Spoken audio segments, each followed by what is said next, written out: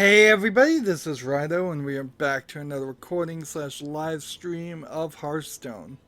So, right off the bat, I want to make some apologies to some of my fans. We've been having issues with the chat simply not giving us what we want. Let me rephrase that. The chat's simply not been showing me some comments.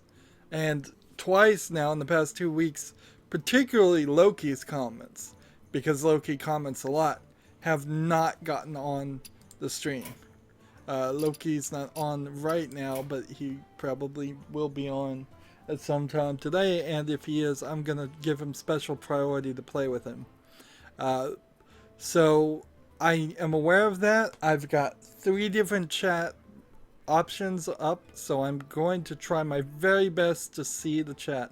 I've got it on my computer so I can see it, because that's usually where I see it right after I end the stream, as I look at the chat on my personal computer. I've got it loaded in Chrome on my phone, and I've got it through the YouTube app, which was the one that wasn't really showing me the chat. I don't know what the deal is and why this is happening, and I've never really seen anybody else deal with this, but that's how it is. I'm going to try my best to figure it out.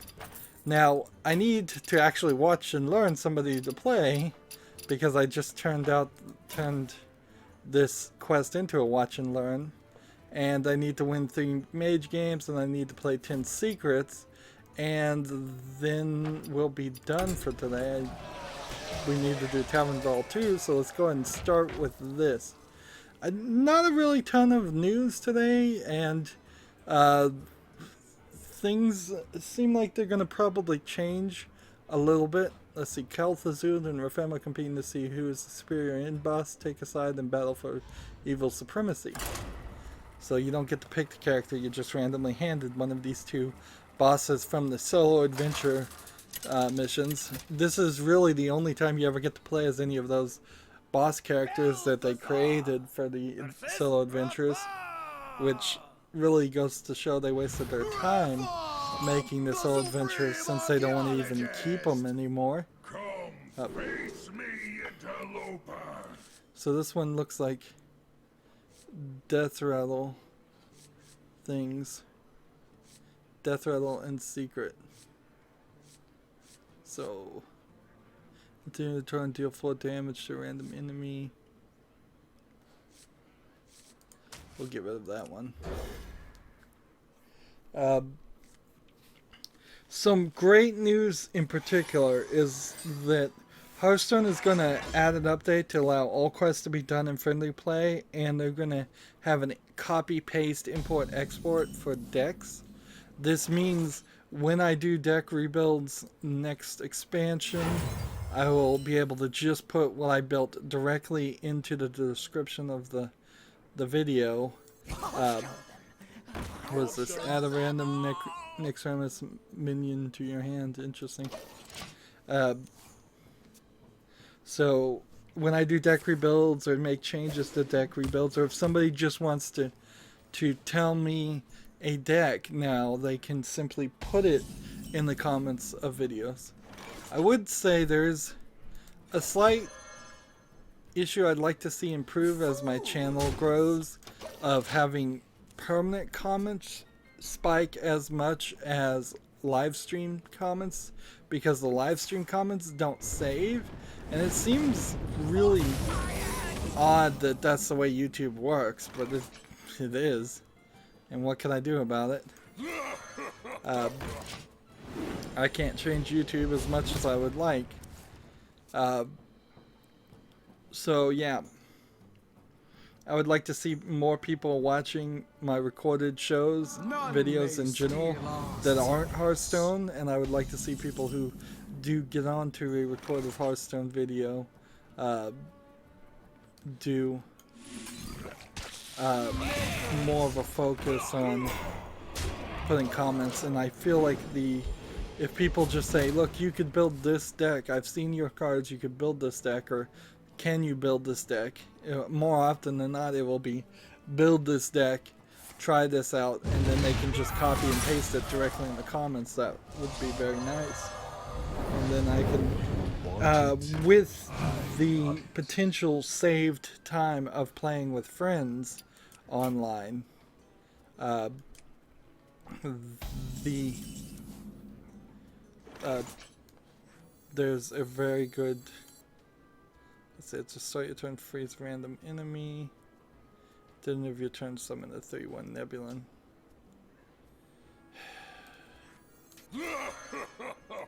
Have to do this.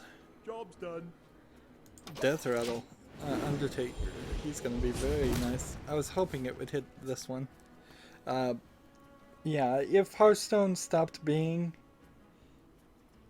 laborious, that would be great. I can't really blame it too much, though, for my current problem of just being tired. I think I'm still recovering from a cold. I think that often happens when you're older. You feel the main symptoms for a few days, but then the just in general tiredness is a lot longer.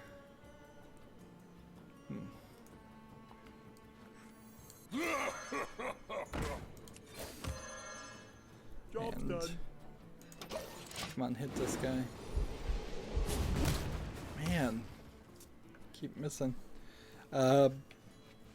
So I played Disney's for my kids' time slot. I played Disney's Pirates of the Caribbean at World's End for a little bit, and then got about a fourth of the way through the game, and it was just unplayable, and I couldn't recommend anybody owning that game or playing it. It is a terrible, terrible game.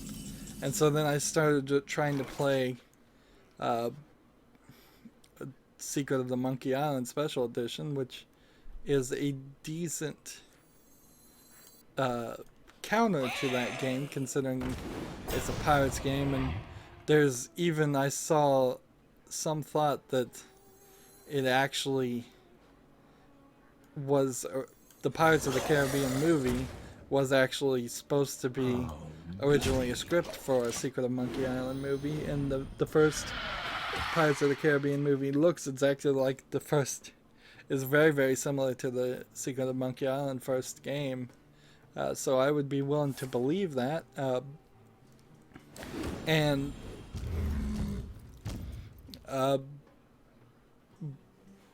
it just, the special edition of Secret of Monkey Island holds up so much better. Unfortunately, because of some weird way that OBS works, Open Broadcasting Software, the software I use to record all the games I play, it was messing with the controller input of this one game.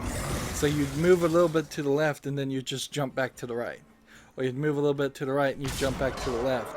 And I was like, wow, I've never seen this before. After playing 60 games, I've never seen anything close to this. Let's see. Minions, servants, soldiers Counter of the spell, cold no. dark, obey the call of Kel'Thuzad. Here, let's do this. And this is a 7. Oh, goody. Looks like I'm gonna lose here. So yeah, I started playing Secret of the Monkey Island, and I only have gotten maybe an hour into it, but it's a 4-hour game, if that much. So I'm gonna need to probably play the Secret of Monkey Island 2 and then Tales from Monkey Island. Unfortunately, there's 2 games that aren't available on Steam that didn't get re-releases yet, and that was The Curse of Monkey Island and Escape from Monkey Island, and so I don't really have an easy avenue to play those. I could probably find my old copies, but I would just be playing a rather old looking version of it, and I'd kind of wait, rather just wait and hope that with LucasArts being owned by Disney, they might be able to license it back to Double Fine, and Double Fine might be willing to do it, or they. I don't think they'd give it to Telltale because the Telltale wouldn't want to do remasters. They'd want to do remakes. They already did one remake, and that's what Tales of Monkey Island is. ZeniMax is sort of unsurprisingly suing Samsung over the Gear VR headset because it uses the Oculus Rift technology. So ZeniMax had already sued Oculus Rift and had some success there. So they now are going to just move to anybody that they license to and try to get as much money as possible. Let's try that again. And let's see. Reload this page just to see if there's any chats on the chat bar. They should just load up in the Chrome browser, but I'm not sure about that. This is going to be a little bit of a weird episode if nobody gets online. I can't really blame too many people if they didn't see it. Personally, I saw an email saying that I was going live after I checked my email, but I did not see a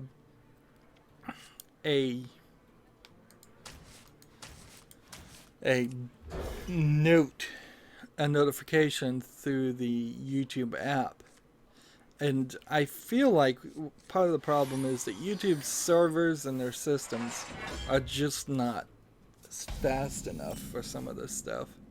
And I don't know what I could really do with that, as I could start a live stream, wait a few minutes, end the live stream, start it again, and just demand an announcement, but the announcement may never come. So, Job's done. like, I could just waste more time there. Like I said, I don't have a lot of news, so if we just go through all of this and I can get 2 of the quests done by the time I'm done with news and nobody's online, then that'll just be the end of this live stream. That would really suck, and I really did want to try to make good. Like, there was an entire new person that got on the chat after I stopped being able to see it, and Loki was quite comedically a good comedic timing on his part. He was screaming in the chat, and I couldn't see any of it until afterwards. And he's like, "Come on, I'm here, please play me." And I'm like, oh man, I feel so bad about that. And 2 weeks in a row, I've basically done that to him. This is the guy that goes dormant, but you have to play 4 cards to bring him back. This seed dormancy plant is really interesting. Loki has it in his deck. I don't have it, unfortunately. Moving on with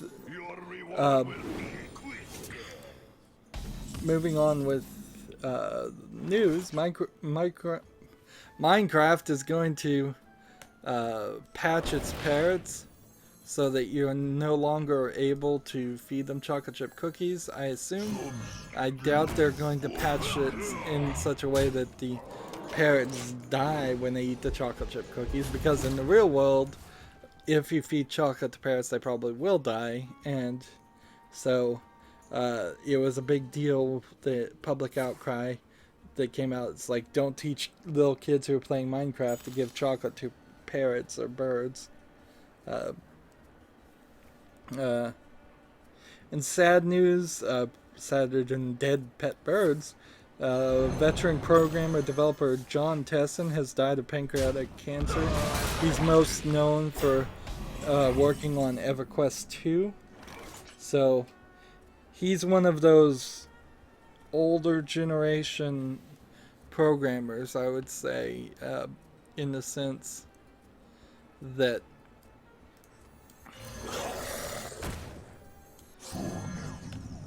that's to say he worked on some early PC games. Not he's not a Cliff Bleszinski, for example, who's rather young, or most programmers who are moderately young. He's more like Gabe Newell or the head of Double Fine. Older generations of programmers, they were doing PC gaming when it was very much at the beginning of its life, and very much a different thing. Now PC gaming, that I cannot be defeated! well, that's done. I'm glad for that. It used to be PC games were a lot of point-and-click adventure games, a lot of doing things that really wouldn't work on a console. It was a lot of like, this won't work on a console, this will never come on a console, the controller won't work. Command and Conquer, which I just got on sale, Red Alert 3 up to the newest ones, I think. Not that I'll be playing them anytime soon, I can tell you that those games are too long. StarCraft, another good example. It's just, you can't really play those with a controller, and ooh, I already had one of those, so I'm gonna get 100 dust. That's nice.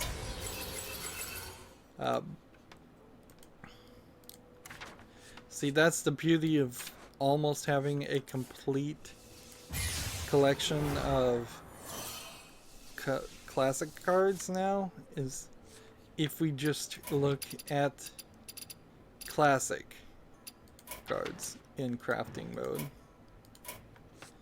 then start at the very beginning, it's pretty much just legendaries, and I have practically 2 of everything otherwise. I suppose at some point, if I do have all the legendaries, I should just come back and get the things that I don't have 2 of, because there is a decent number now that I'm seeing that I only have 1 card of. But depending on whether the game wants to give me random duplicates or new cards, I don't know if the pity timer in opening cards takes any of that into accounting, and it probably doesn't. There's been no indication that it does. But I don't even have that many basic cards, that many legendary cards nowadays. Still takes 1600 dust. So that got the Tavern Brawl done. Now I just need to play with the Mage and Secrets, and we can get those done. Not probably in the same, but in short amount of time regardless. Ghost Recon Wildlands Fall of Ghosts will be out at the end of the month. Probably not a game for me, but I'll announce it out there anyways. The Thief Studio boss has mocked the reports of the series revival in a tweet, basically saying, quote, "Forget it." You asked for it. So I seriously doubt that there will be a Thief game, but that is a rather odd way to respond to it too. Usually you'd like to test the market out and tease it and say, we have no new announcements at this time, is the standard line. But to come out directly and say forget it is actually quite refreshing, because we have had a series of games that have been released or announced and never come out. For example, Half-Life 3, the most famous, Good versus Evil 2, what are some other ones? Well, if I start really trying to think of it, there's a long list of games that are in development but never really gonna come out, and they get teased forever, and they just never are gonna happen, and you know they're never gonna happen. So it's kind of silly to Can I light your to fire? pretend like it is. Let's see. Chill out. Just go ahead and do that. Of course, this might also be the perfect way to deny something that's really happening, is just to say, haha, not really happening. That's if you were truly trying to lie about something, that would be the right way to lie. So maybe the Thief Studios boss is just a really good liar.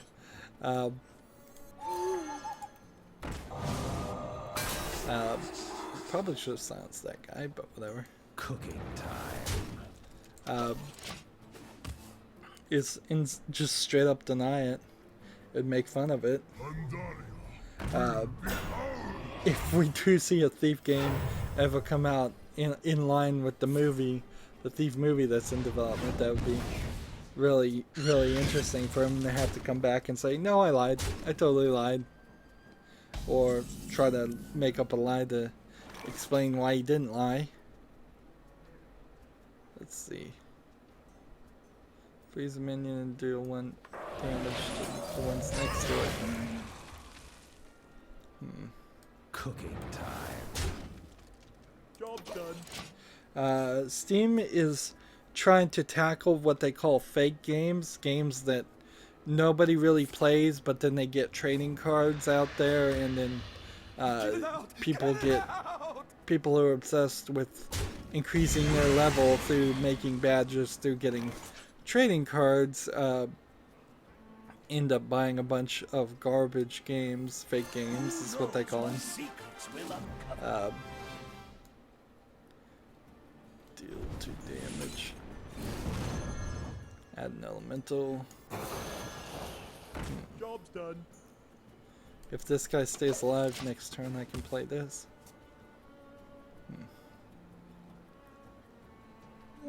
I could also play this. I can't play all 3 or 2 of them, unfortunately. So they're adding this metric, kind of what they're calling a confidence metric, that says until they've seen evidence that real people, let's see, that real players have actually purchased and played the game, it's not going to drop, it's not going to drop trading cards at all, which might backfire, certainly, if you're one of those people trying to get trading cards, and all of a sudden this game that says it has trading cards in it, this is how I'm taking it's going to work, just isn't giving anybody trading cards. I could see a lot of comments on a lot of discussion panels where it's like, why I've been playing this game for hours and hours and I haven't gotten a single trading card drop. Why? And then what is the game developer going to say other than, well, nobody else is playing this game yet, that's why. You want it? I got it. Let's see. Can I light your fire? Let's go ahead and kill this one for protection. They could certainly have gone crazier with it to get rid of the fake games, but in general I would prefer they just fix it by not I will enjoy. limiting the number of friends based on your player level, based on badges, based on trading cards. The entire system is just a scam to make people spend money and buy microtransaction items, and it's really scummy that this is what Valve does to make money. I'm gonna go ahead and lose this guy and this. And man, the vibrator on my phone, because I have a timer that goes off every 25 minutes, is so loud. So loud. I don't know if other people can hear it on the stream, but It's going off right now, and boy is it loud.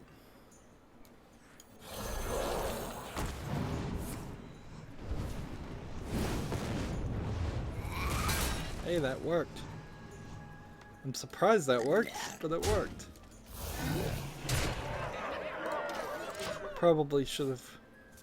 Nah, I could have killed this, and that's about it. Harvest Moon Light of Health is coming to PCs, so it's directly going to compete with Stardew Valley. So I would say wave goodbye to your beloved Stardew Valley if you're a fan of it, because I can't see Nintendo not being able to just overspin their way into winning against it. Plus, it will have the actual characters and animation style and everything that would have been copyright infringing for Stardew Valley to do, since it's based off its nostalgia for Harvest Moon. All of that will look exactly like Harvest Moon, I would assume. So Stardew Valley has created a market for somebody else. That's often what they say in economics, is be the second person to a market and you'll make all your money, because all the research and development will have been done by the first person. It's also coming to the Nintendo and the PlayStation, which is to say it's not coming to the Microsoft system, so they're definitely targeting more and more people to in Japan than in the United States, where the Xbox is still slightly more popular than PlayStation, not to get into a fight. Well, that's going to be it for this first recording. Stay tuned if you're watching live. I'm going to check the chat on all three sources just to make sure nobody has actually chatted. As always, I ask you to like, share, subscribe, click the notification bell to get notifications, comment, and watch every second of my videos. All of that helps me with YouTube, tells them my videos are worth watching. If you want to friend or follow me on Facebook, Twitter, Tumblr, Google+, Steam, or Battle.net here, which is now just called Blizzard, whatever. All those links are down below in the description box, so please click those. And particularly if you want to play me today, send me friend requests, I'll accept them. And that's about it. So thank you for watching. Have a good evening.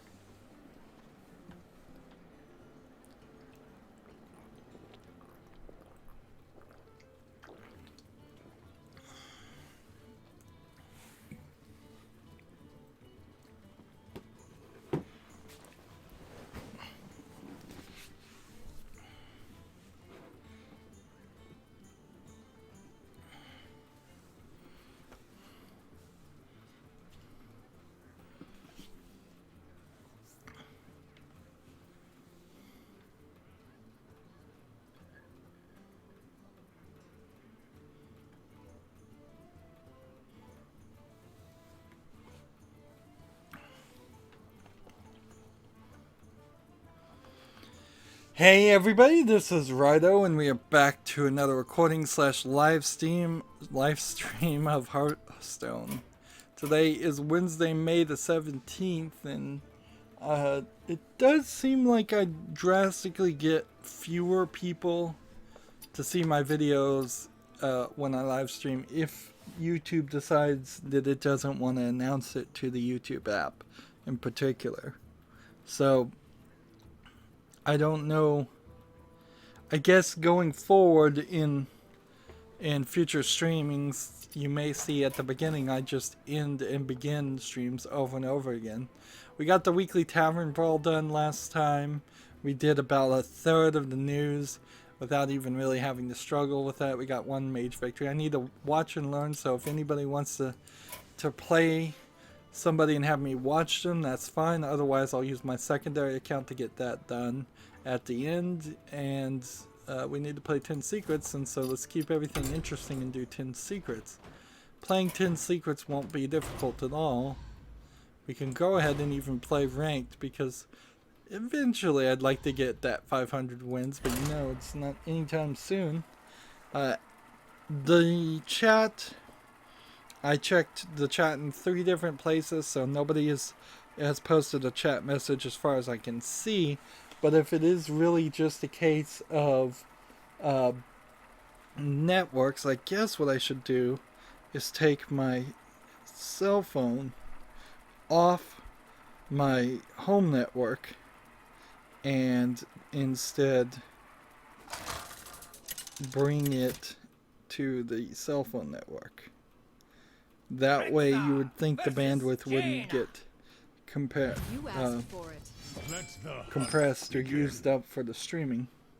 You would think that. The truth of the matter is the cell phone tower that is closest to me is also probably the exact same router that my local landline internet is connected to. So, and they seem to be more than willing to lose bandwidth on one thing versus the other. The legions I command. So I am potentially clogging up upstream chatter, and I don't think that really should be the case, but it seems like it might be. Let's go ahead and do this to begin with. Get lucky and do that. I desperately need to get better internet, but my options are not good. Like, I wish the Google Fiber or any of the fiber options really grew and did something to more areas, and they didn't.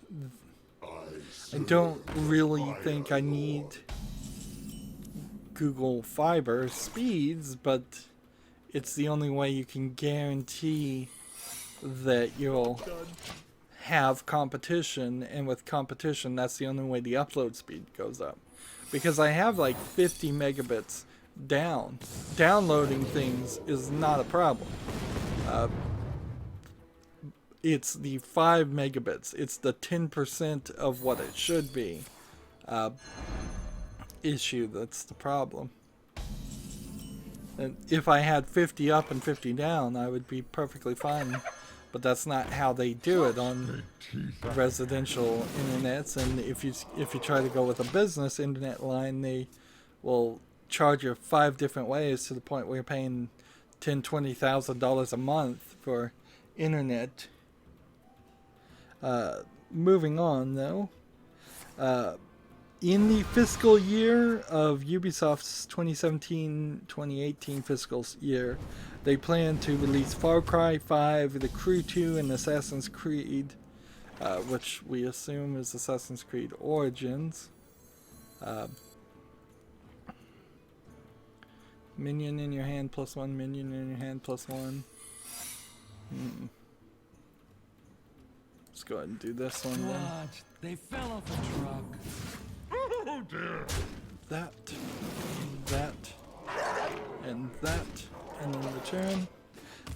One of the issues here, though, for Ubisoft is Assassin's Creed and Far Cry 5 are not particularly extremely different games. Far Cry, you're climbing towers, you're running around and shooting people. Assassin's Creed, you're climbing towers, you're running around and stabbing people.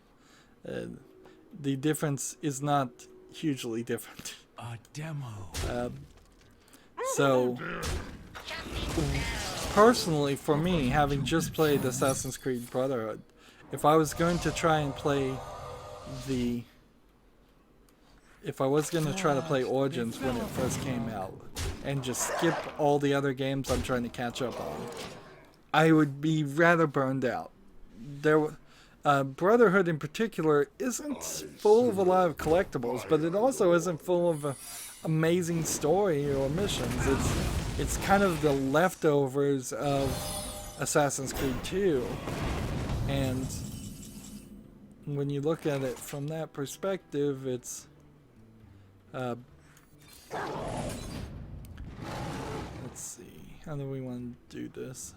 Run away. Do this and this and that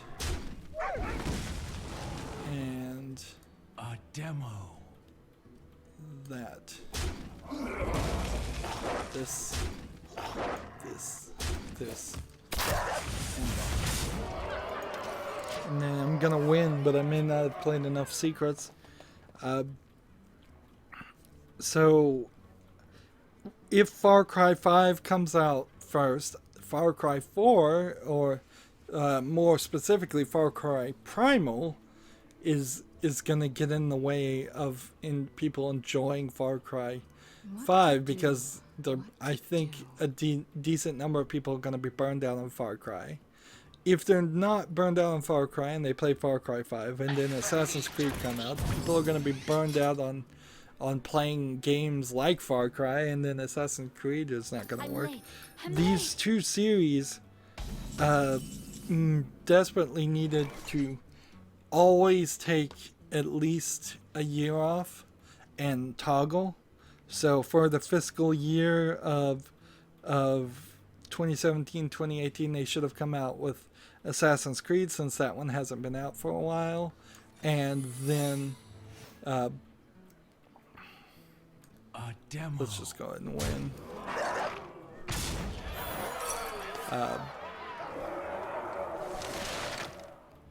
Alright, is that what you want to do? Fine. We can do this.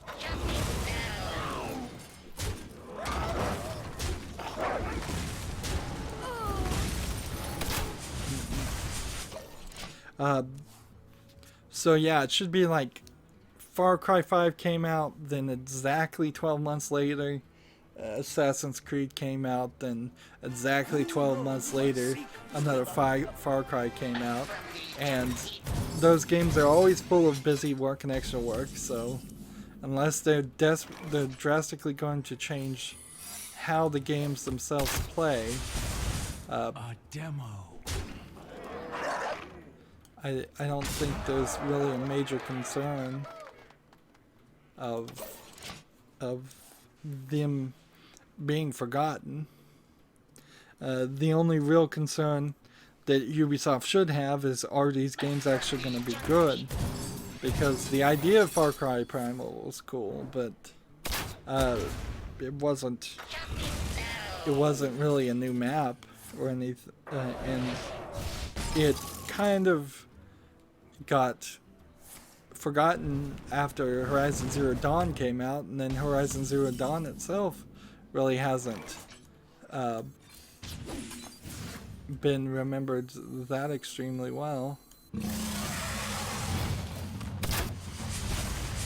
A demo. Let's go ahead and do this. 1 damage to all other minions.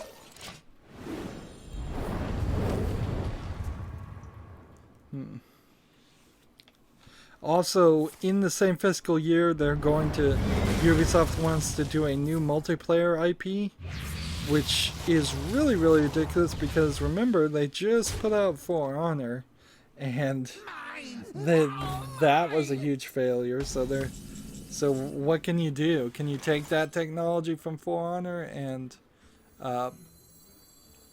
somehow twist it into something new and start over without a lot of work, or what? for what they are doing, For Honor is already at Season 2. It's adding Centurion and Shinobi. It's at patch 1.07 that they're adding Season 2. So they're just trying to rush it out, trying to get as much microtransactions, trying to recoup their loss as much as possible, and the and just get as much money as possible from that effort, which is probably the right move to make, considering it's a huge failure and they spent way too much money on advertising. And really, I suspect the only reason people are even talking about it is they're still getting paid via advertising contracts. Speaking of probably a waste of advertising, Sonic Forces is going to let you play as a customizable character. Now, everybody else is reporting it as a custom character. In the trailer I saw customizable more than custom, and in my head that means something different. It showed that you could change his boots, it showed you could change the character's gloves, it showed you could change the character's glasses. It did not in the trailer show that you could actually change the fur color, the height, the type of animal. It was this red fox, but you may really be limited to always playing as one of maybe only 5 different species, and that are set by default as colors. So their advertising of it being custom is, I feel, a little premature so far. And it's a Sonic game, so it's almost inevitably going to be bad. It had 2 Sonic the Hedgehogs on each side. It had hook swinging. I don't know. I don't know if a Sonic game can ever be good. That being said, Sega Sammy is very much interested in creating more global hits and reviving major IPs. It's called Sega Sammy because they merged at some point, and I didn't realize this. So they've got some really, really old games under the Sammy licenses too that they would like to bring back. And maybe with that merger they got a different people in charge in a few places, and so there's going to be an effort to actually do better with the Sonic series of games. But it's not my original idea, but the idea that Sonic games were always bad, I think is actually true. That people were just so invested in having spent so much money in the Sega system that they had to love Sonic, otherwise they would have to admit to themselves that the games weren't good. But there's actually core gameplay mechanics in the original Sonic games where enemies will just be hidden. You only have a few frames to avoid an enemy. You may have no frames at all to avoid an enemy. It punishes you actively for running fast, even though the game is working. Is designed around the idea of running fast. So I need to play 3 more secrets. In a lot of ways, it's the same issues that were in Mirror's Edge. Is the original Mirror's Edge game was great when you were moving fast, but then often you would run into sections where you were fighting people with guns and you didn't have a gun, and you would have to slow down and try to avoid them, or you'd have to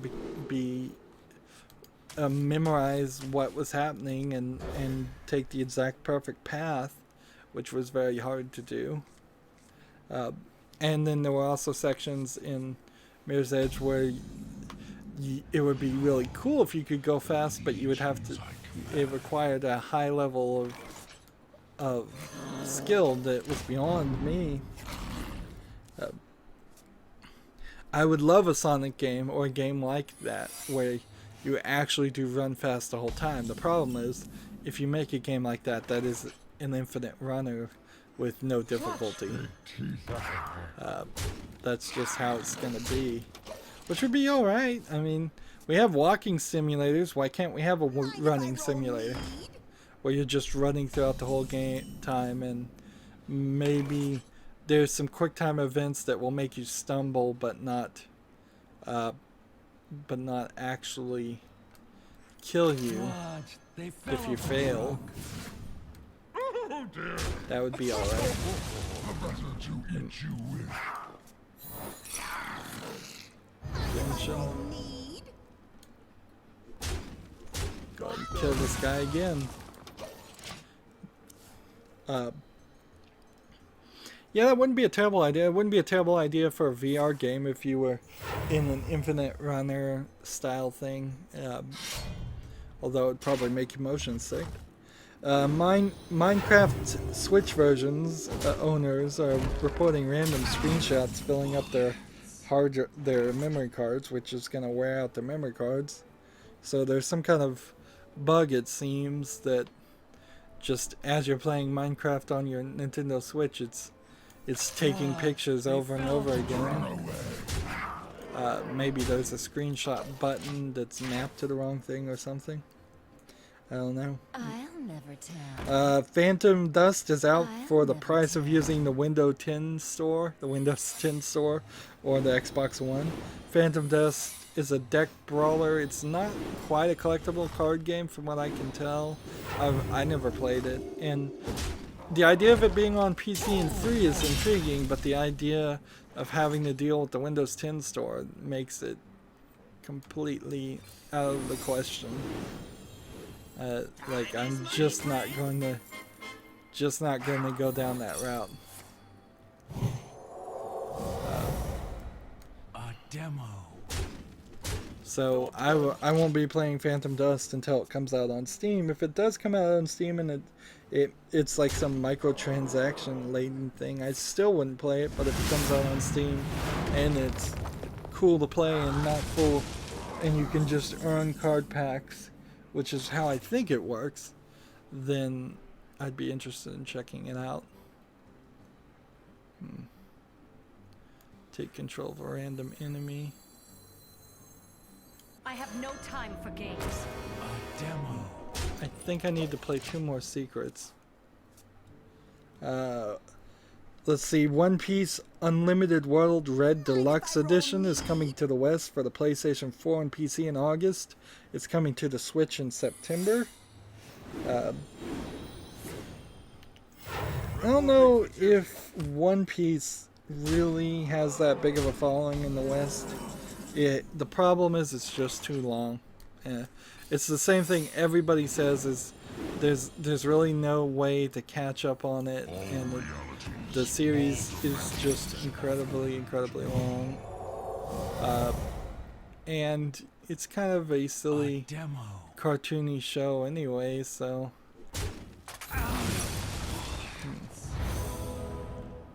let's see. Let none survive. I want to make sure that this one of these gets taken. Actually, I'm gonna die anyways. I should have tried to kill one of these.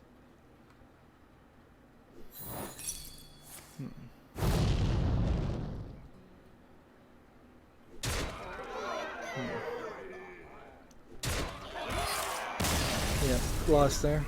There's a report that Nintendo is bringing The Legend of Zelda to cell phones.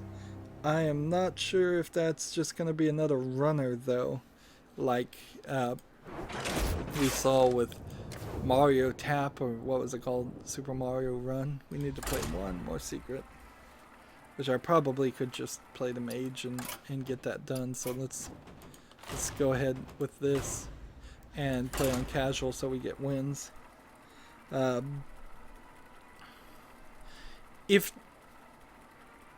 I'm trying to think of what would be a good version of Zelda to be on a cell phone. And I think probably the report is totally wrong, and it's just going to be the cell phone companion app that they were thinking about doing for the Zelda Breath of the Wild anyways. You asked for it. But if you're going to bring the original Legend of Zelda, the very first game, to a cell phone, you've got the D-pad AB. You can put virtual D-pad AB buttons on top of the screen, and if it runs smoothly is anybody's guess. It probably won't, and it's not going to be an amazingly interesting game anyways. It's just going to be for nostalgic people who have no other way of playing The Legend of Zelda, which is to say they don't own any Nintendo consoles of modern days, because if you had a Switch you could get that on the Virtual Console by the time this comes out. If you had a Wii you could get it on the Virtual Console. If you had a 3DS you could get it on the Virtual Console there. So these things aren't for really anybody. That wouldn't be for anybody. It can't really be any game that's been for a previous console after the NES 2, because that's simply just too many buttons to control. Like, you couldn't put Ocarina of Time or Wind Waker or any of those on a cell phone without also forcing the people to buy an accessory.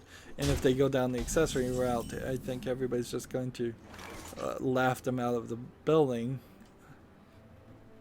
I should meet you. Your history.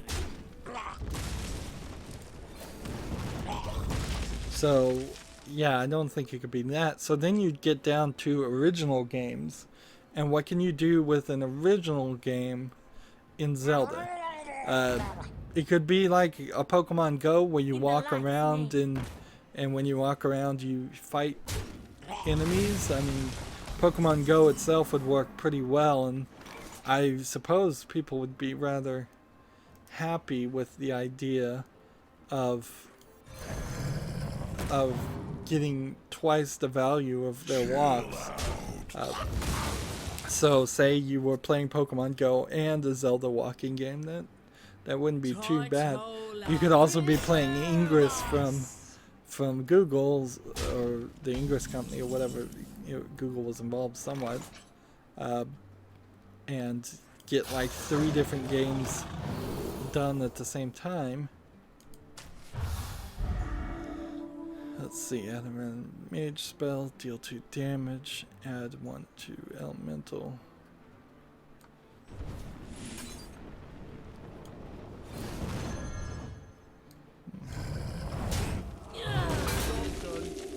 End the turn. I don't know what else you do though if it's not a walking game and it's not a running game and it's not a menu. I don't know what else element of Zelda you could do. There is story and element, but if they turned it into a visual novel, nobody in the West would play it. For sure, nobody even liked the Mario game that much. So, yeah. If this happens, it will certainly be interesting to see how it gets played and how it works. Let's do this. And then ruin his strategy, and then do this. There we go. Lego Marvel Superheroes 2 was announced, and I have here just a giant question mark of like, why? Why is it announced? Because we already had Lego Marvel Avengers, and I figured that's what they would have done. And if they weren't doing, if TT Games wasn't going to move their Marvel property into the Lego Marvel Avengers game completely, which I guess they really didn't, why did they not then move it into Lego Dimensions? This cries out that Lego Dimensions is on the verge of, is not succeeding as well as one would have thought, which is probably predictably true.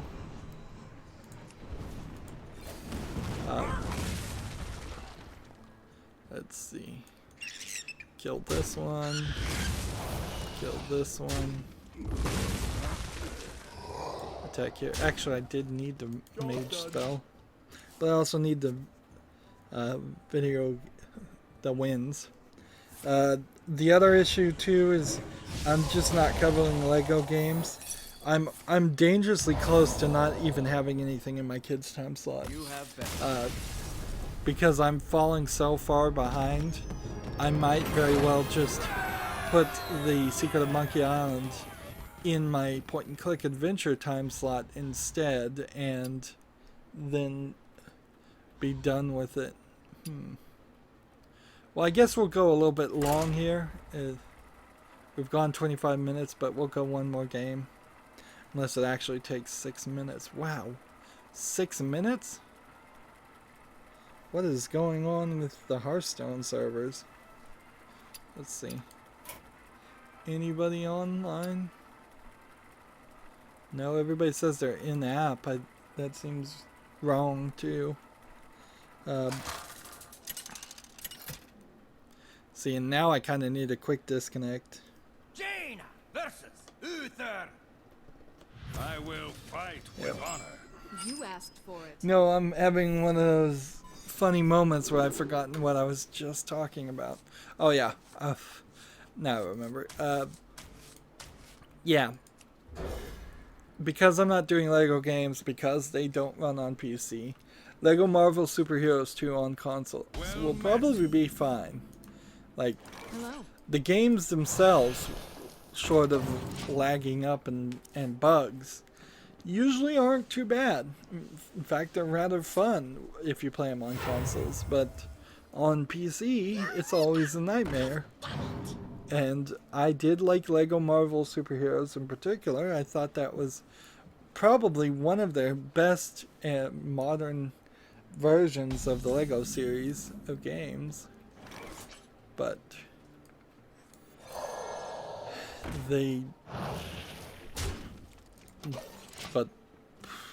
what can I say? I'm a little surprised there is a 2. I'm a little surprised that they're making any more Lego games that aren't Lego Dimensions. I thought they would stay more consistent.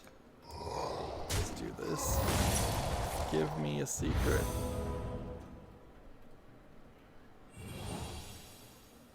There we go, duplicate. So that plays the last secret we needed to play. And so now for the next stream, the next part of the stream, next recording for later, we just need to get 1 victory, maybe 2 victories. Deal 2 damage. And play this. And play this. And end the turn. I just have about 5 more lines of news. And let me just go ahead and swap into different live chats just to see if anybody else is on. I suppose this is close to the last call if anybody does want to friend me or play me today. If I am not seeing the chat right now and there are people chatting, I would have to, like, I just have to apologize and say, look, it seems like chat is just not going to work a lot of times. Because I'm checking every single possible thing. I'm doing everything in my power that I can think of to make sure I see the chat. And if it's not coming in through my cell phone data network, if it's not coming in through the Chrome browser on my cell phone, if it's not coming through the YouTube app on my cell phone, if it's not coming in through the my landline data network, let's see, battle cry, summon 2 whelps for your opponent. Actually, that would be a bad thing to do. Well, it's a bad thing though that I can adjust. Darn it. Time's up. Let's do this. Job's done.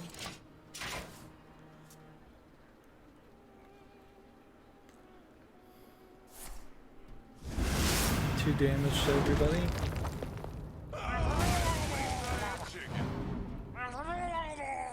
This guy will kill all of them. this, light your fire? then Can this, I light your fire? then this, and then intern.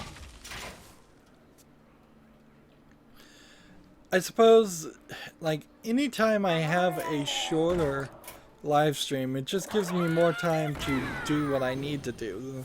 The only problem is, will I actually do what I need to do, or will I just get tired and fall asleep? And a lot of times lately I've just gone an hour or two and in recording, and I'm nowhere near the level of production that I used to be at. And I've hurt myself in many different ways. Wanted, dead or alive. By being sick, by being overly ambitious, by having the extra time slot at the end that I really shouldn't have done. Cooking time. Somebody's come online. Thank goodness. Maybe I can get to watch and learn by watching somebody else play instead of just having to play myself. I would like to get a victory here, but I wouldn't be surprised if I don't. If these two weren't frozen and I played this, I probably would have won. Let's see. This would have been 6 plus 5, which would have been 11, plus another 4, which would have been 18 with this. I could have won. Like, so if I can potentially not die. Nice to meet you. You want it? I got it. Let's see. Deal 2 damage to a minion. The spell gets doubles plus spell damage. Freeze a character. If it's frozen, deal 4 damage instead.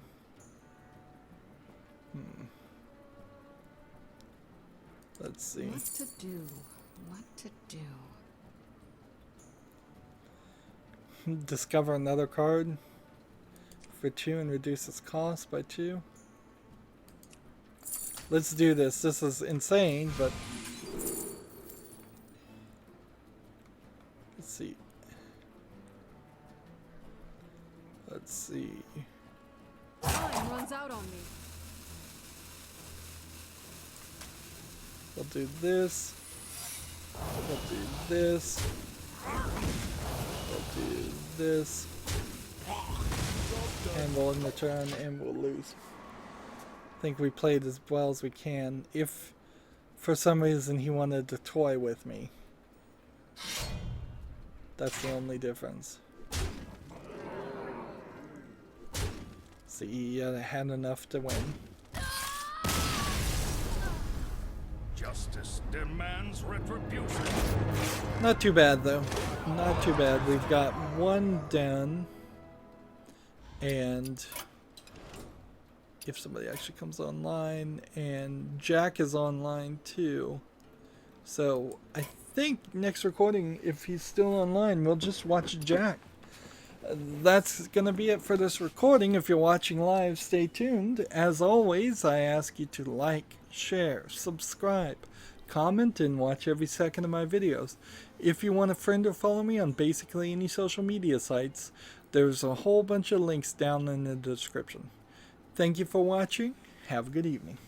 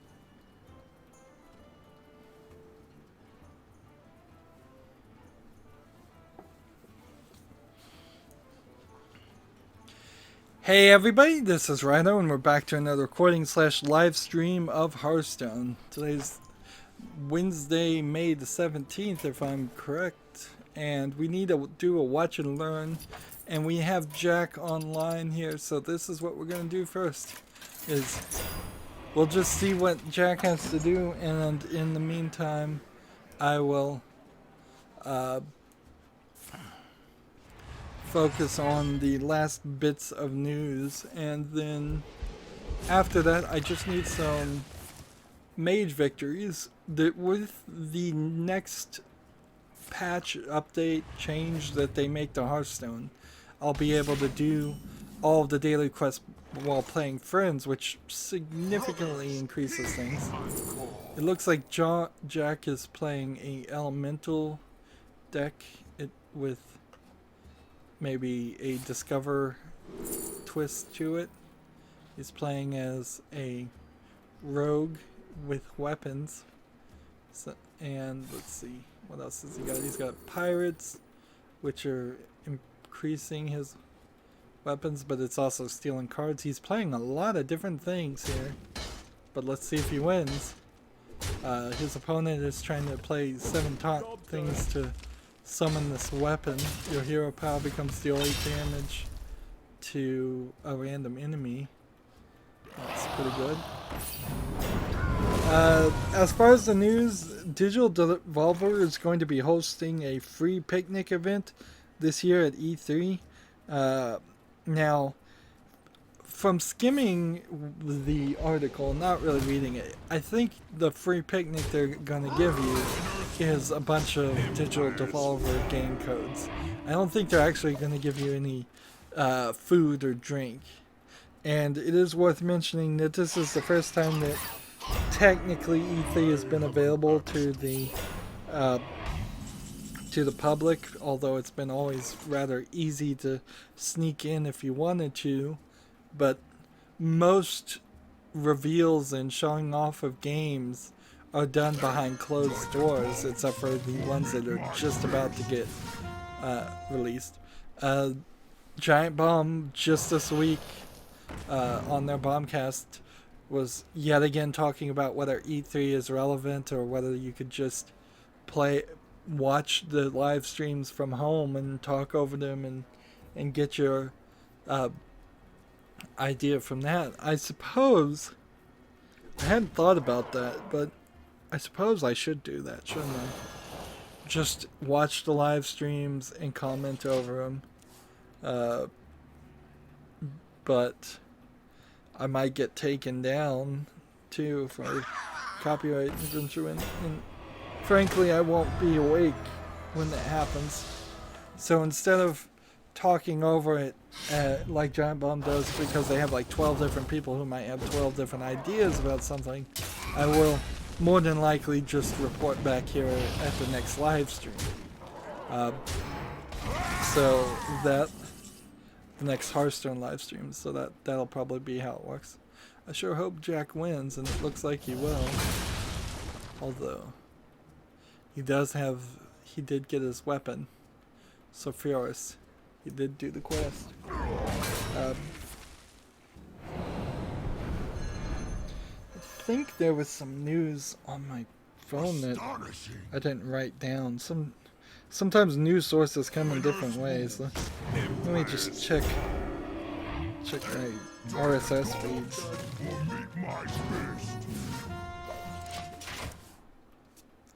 Let's see.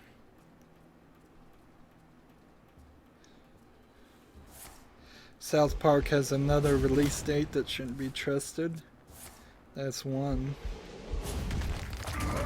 If there was news, I lost it now. So it obviously wasn't important.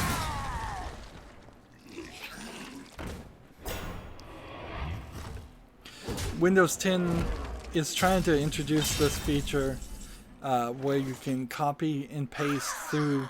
You can copy something on your Android phone and paste it on your Windows 10 PC, and I guess it's a great idea. I mean, it's a genius idea. The only problem is that what you're copying and pasting is going through some server somewhere, and I'm not sure I want my privacy taken away from me like that. But it would certainly be helpful when you see something on a phone and then want it to happen, want to get it to your regular thing. Of course, the Chrome browser also has the same feature. If you are logged into your Google account, you can see pages that you recently visited in your history on your cell phone and bring them up on your PC, and I think even vice versa. I'm not But ready. you have to kind of remember that it's there. Hearthstone Pro players are not happy with having to play the qualifiers in Buffalo Wild Wings. I think Blizzard got a sales agreement, advertising agreement with Buffalo Wild Wings to do that, but it's distracting. I could certainly see being surrounded by all the Buffalo Wild Wings, and I haven't seen a lot of them, but all the ones I've seen were always in tiny little buildings where there's like a bar and maybe a few tables. It's a very, very small area, and typically would be very noisy if there's a lot of people in it. And it's probably all gonna smell of spicy chicken wing sauce, whatever they serve, and it's gonna be surrounded with people asking if you want refills and all of that. And Buffalo Wild Wings might be more of a bar than even a chicken place, so it's hardly the place you would want to focus if you're a professional player.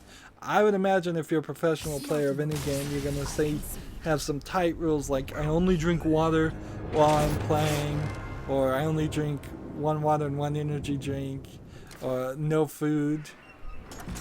We gotta watch and learn, so let's see if Jack will play again.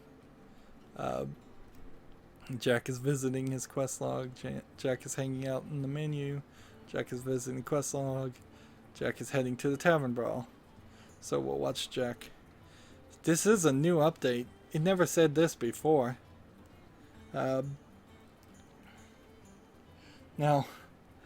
I'm not really doing much as far as live streaming right now. I'm not playing myself, of course, but I gotta watch and learn, and it's either we watch Jack do it, and hopefully Jack will succeed, or I bring out my secondary account, and then you can watch me try to win playing a casual match or a ranked match with almost no cards at all, which is even more boring. There have been some leaks for the next AMD and Intel processors. So the AMD Ryzen 9, called, quote, the Threadripper CPU lineup, has been leaked, and apparently it's up to 16 cores and 32 threads, which is probably the right way to do it. I would say if you have a dual core right now, you're probably behind. You probably need a 4 core. And if you went from a 4 core to an 8 core, that's the next step. Man, he is still searching for somebody to Tavern Brawl with.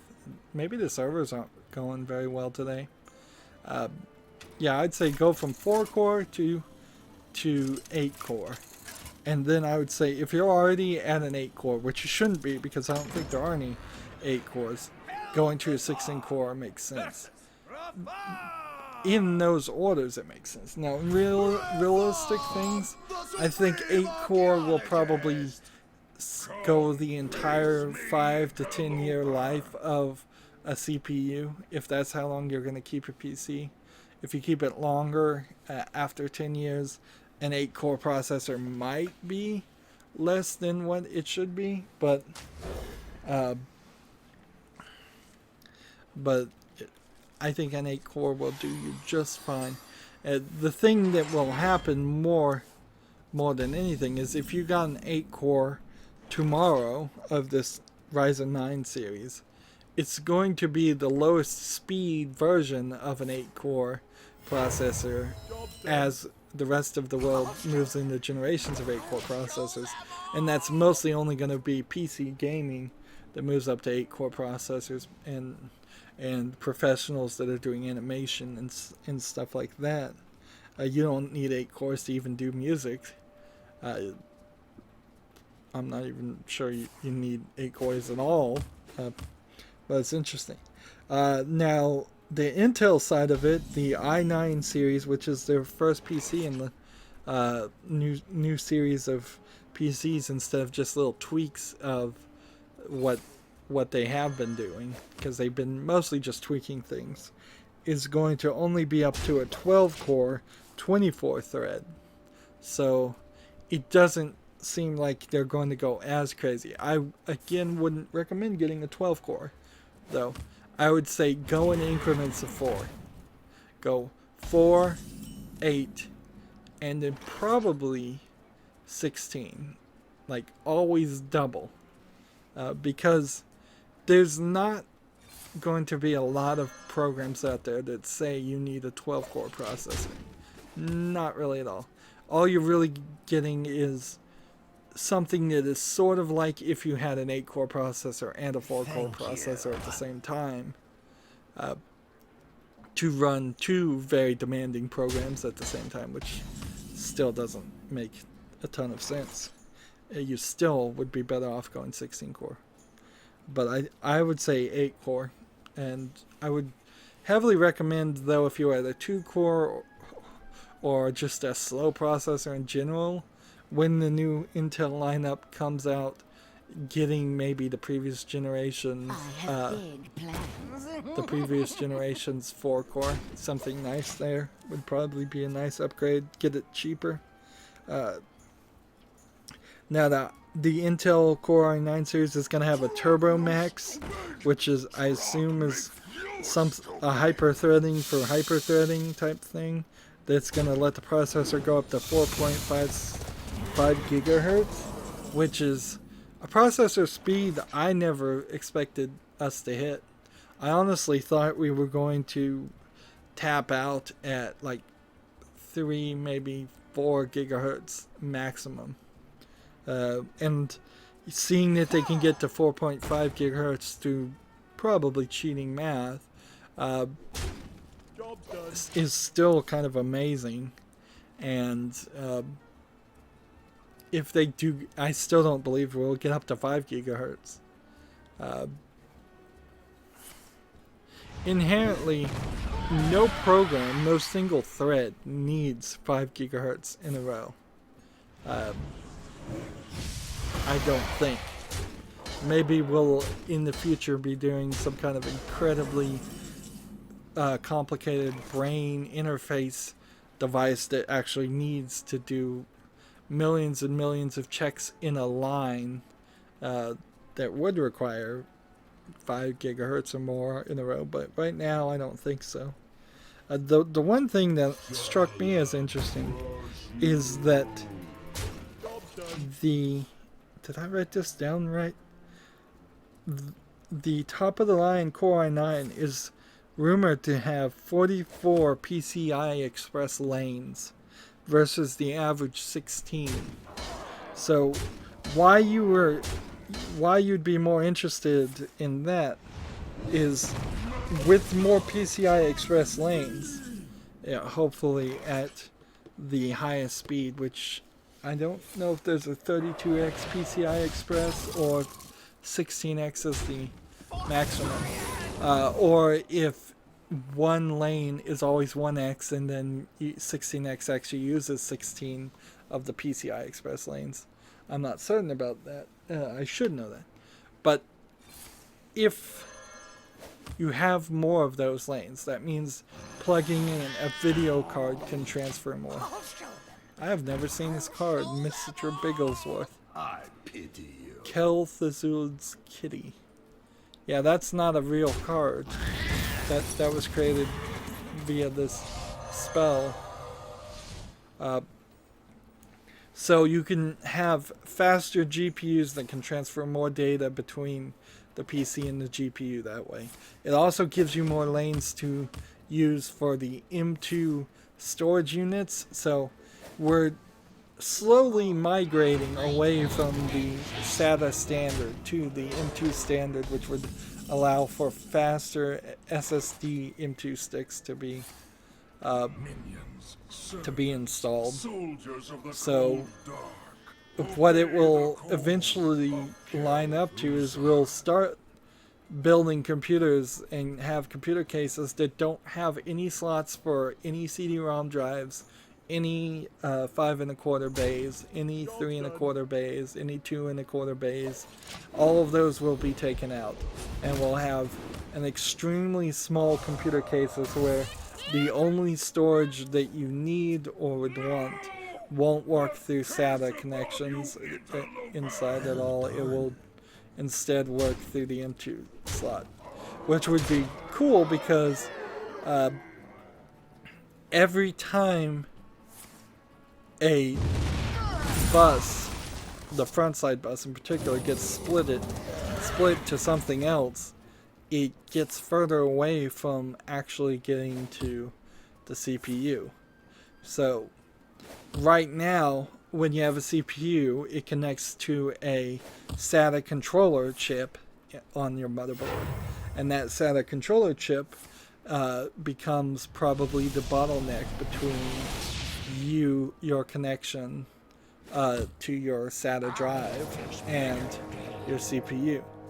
If the SATA controller chip is removed, not only is the motherboard missing an expensive chip now that it doesn't need, which it'll take many years before they actually get rid of SATA connections completely, but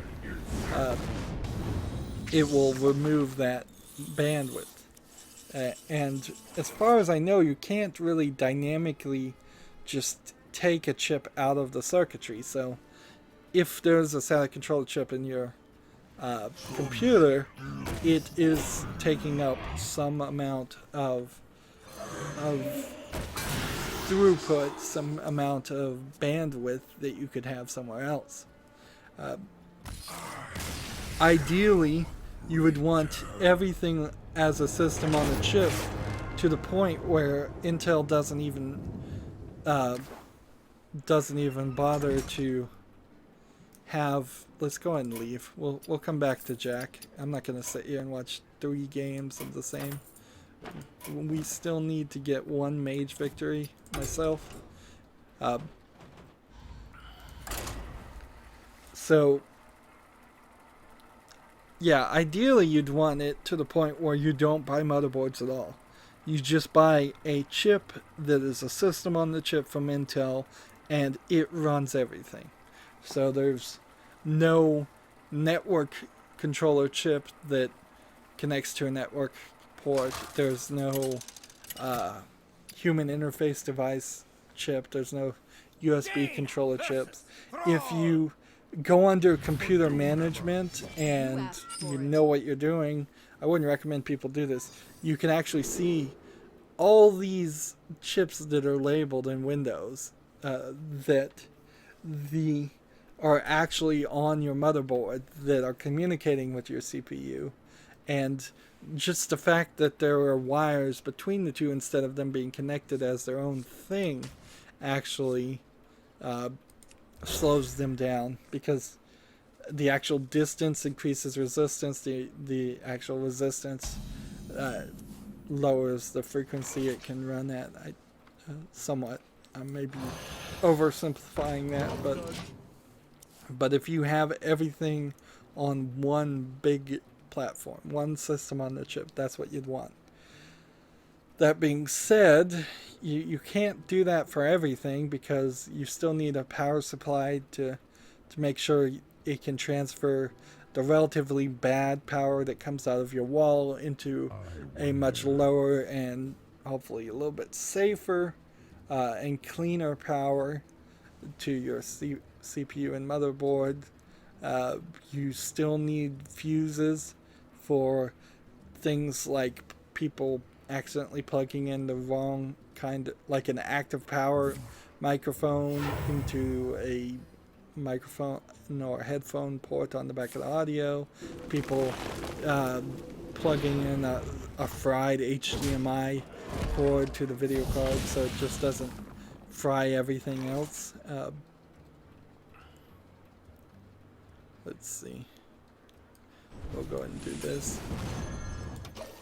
So there's fuses, there's power regulators, there's capacitors. There's a few things that you still kind of would want to have to protect a system on the chip CPU. But I wouldn't be surprised if at some point in the future we start seeing more and more things where you just pick your graphics card and you pick your CPU, and then it all gets integrated into one chip, and you're just given this flat thing in a case, and there's nothing else, no serviceable parts inside of it at all, and it just works and it just runs real fast. Also, if we ever get to the point where average people use quantum computers, there is also that it's probably going to work that way too. I wouldn't be surprised if there's not any way to make a quantum CPU that would work like modern CPUs work. The number of pins and connections alone might just be too many. The 2011 standard for CPUs, which isn't the newest CPU connector type, but it's a unique one in that it's called the 2011 standard because it has 2011 pins that you connect your CPU to that are so small. Let's see, let's double check our chat. I can only assume that nobody knows that I'm on right now. Don't forget to Which tip your Torin. it sucks. Next live stream, I guess, that we'll probably get something.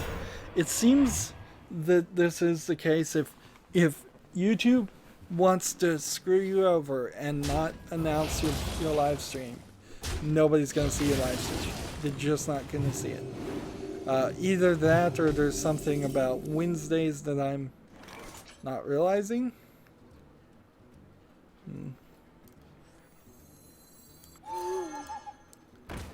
Like, that might also be the case. I should have silenced this guy, but whatever.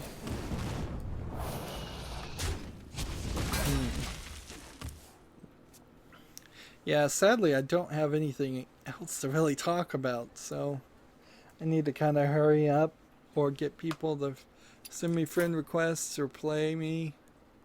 I've kind of hit it. Now, I will say personally, I think there's just much better support for Intel processors and Intel-owned NVIDIA GPUs. So, because I would highly recommend that people only buy Intel processors and not buy AMDs, which certainly sucks for people who are fans of AMDs. I agree. Whenever you do a battle cry, this gets extra attack. Let's go ahead and adapt.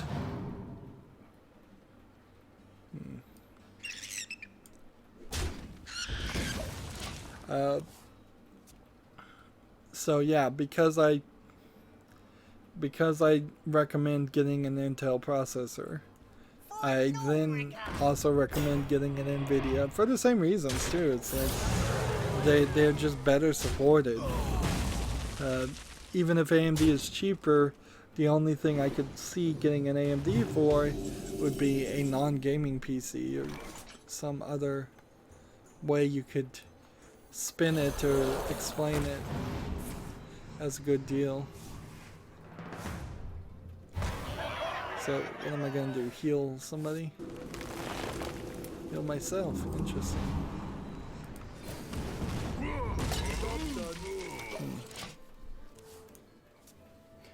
And you know what? We've kind of run out of time too for the third recording here. My timer just went off. We spent more time watching Jake than I realized. So I think the best thing to do is to, after this game, just end the recording, but continue streaming kind of in silence. Like, I won't mute myself or anything. I'm just gonna go quiet. I'm not gonna put up not talking now. I don't think I'm ever gonna use that text because I accidentally left that text on the top of the screen, and so that just led me to be confusing myself. Random mage spell. You want to cast a spell? I want to cast a spell. Ice block. You want to cast a spell? I want to cast a spell. Spend all your mana, deal that much damage to a minion. I could do this and then kill this.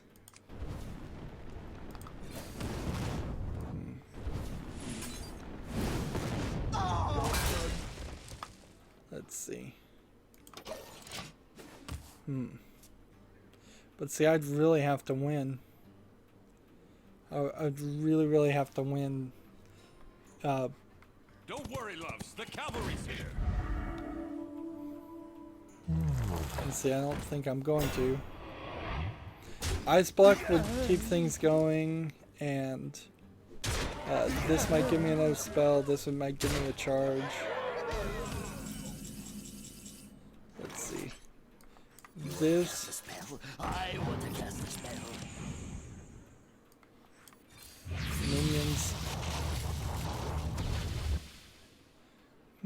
A 12/12.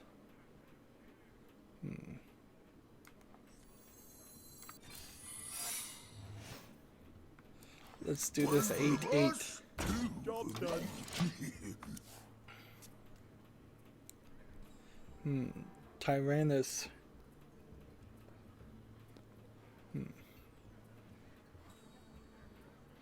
I can see a way I could win here.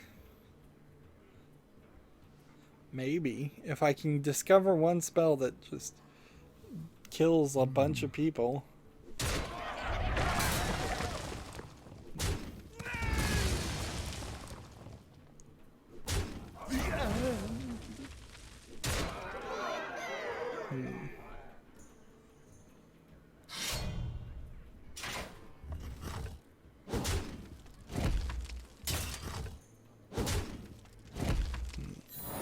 He played that very well.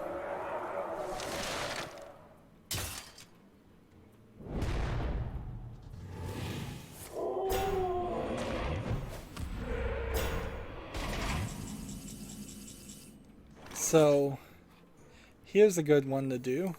Do this, and then it only gives them one because there's not enough room. Do this, and I can discover. And let's see, freeze all enemy minions. But I've lost. Time's up. Let's do this.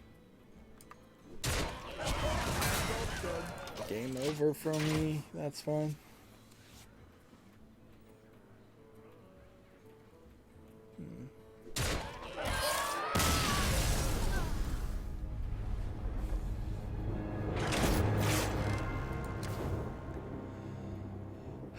So all I really need to do in the rest of this live stream is get one mage victory and then either watch Jake or Jabs win, and that's it. So this is going to be the end of the recording, and then I'll just play a little quiet for the rest of the stream. As always, I ask you to like, share, subscribe, comment, and watch every second of my videos. If you want a friend or follow me on basically any social media sites, there's a whole bunch of links down below. Thank you for watching. Have a good evening.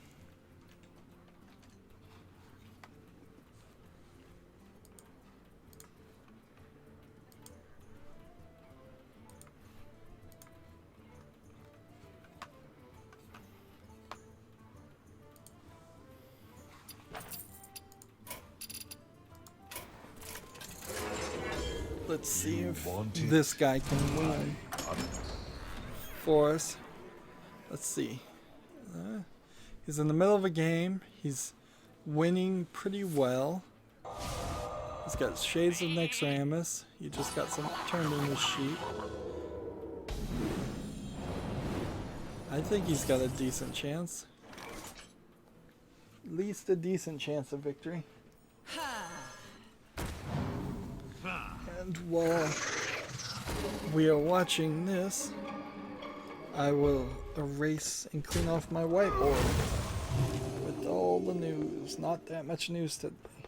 E3 will be coming. Will be a lot of announcements then, I'm sure. I have a lot of opportunity to give my opinion. I don't think I really have any new suspicions or predictions for E3 though. The fact that we had so many games released earlier this year doesn't put any major holes in my mind as far as games that might get a sequel. We might see something like Gears of War. Probably should announce something on the Microsoft thing. Maybe some Halo announcements. Killer Instinct might get a little bit of some news, but I wouldn't be surprised if Double Fine found some platform to announce redoing some more point-and-click adventure games and just continuing down that road. Digital Devolver could do and announce practically anything. If they announce anything interesting will be the question. Because as much as I love the quirkiness of Digital Devolver games, a lot of them are only as interesting as looking at and not actually that interesting to play or have anything. I wouldn't be surprised if we found that ZeniMax Bethesda announced a Fallout was in development, but not Fallout, but a Elder Scrolls game was in development. That there's an Elder Scrolls shelter style of games, which you'd probably call something like Elder Scrolls Homestead, just for cell phones. But that right now they're still pretending at least like they care about Elder Scrolls Online, so I don't think they're going to really do anything new like that. They might announce Doom 2, since that was a great victory. I don't think anything else has been out long enough that it'd be crazy if they announced Prey 2 so early, if they announced something else like that.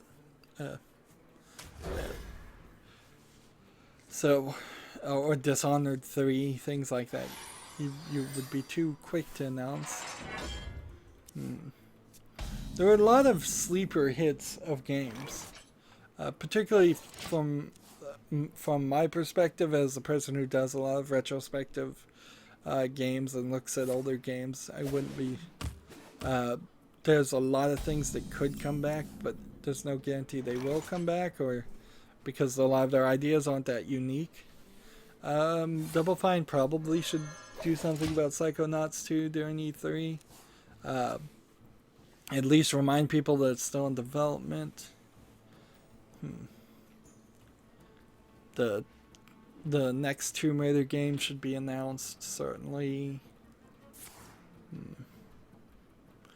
I wouldn't be surprised if there was a new Turok game, because in the past couple of years, the original Turoks were released on PC. Platinum and Sony, in particular, don't seem to even be waiting till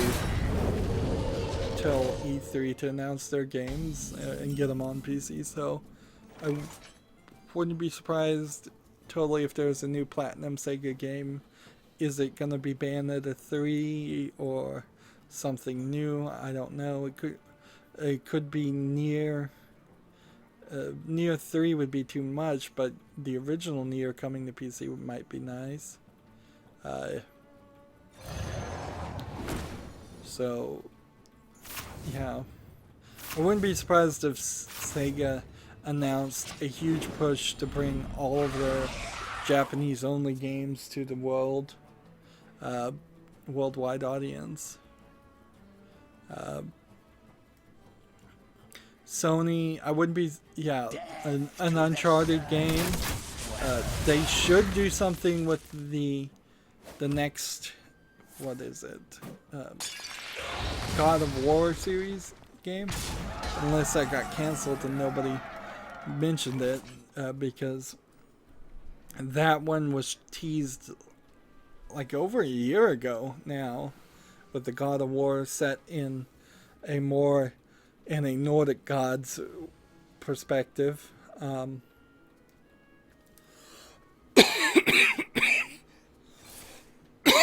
Excuse me. Sony's lineup kind of always strikes me as something that could be potentially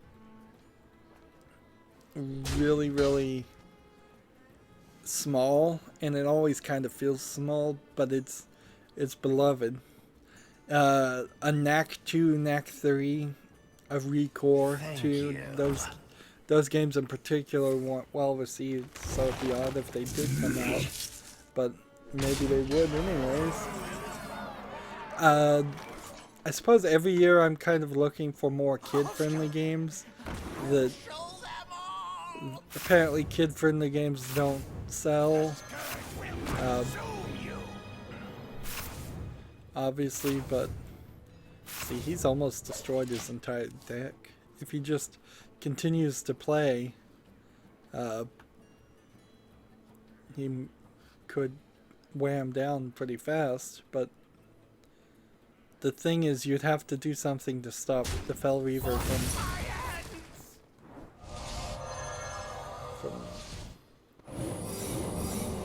messing things up. Like a Vaporize.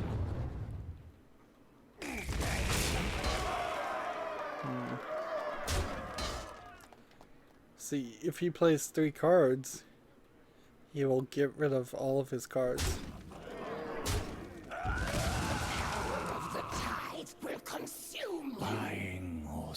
But I don't know if he's gonna win.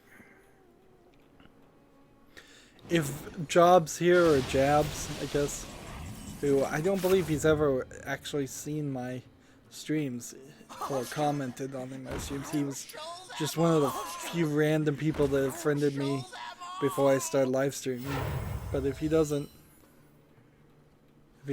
win,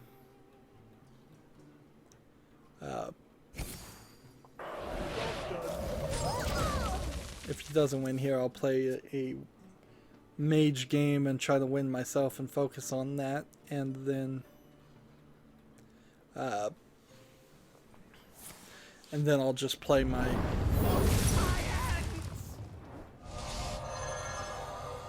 secondary account and watch and learn. Not that I personally on my secondary account will win any faster than watching random people will. Failure. That's kind of mean.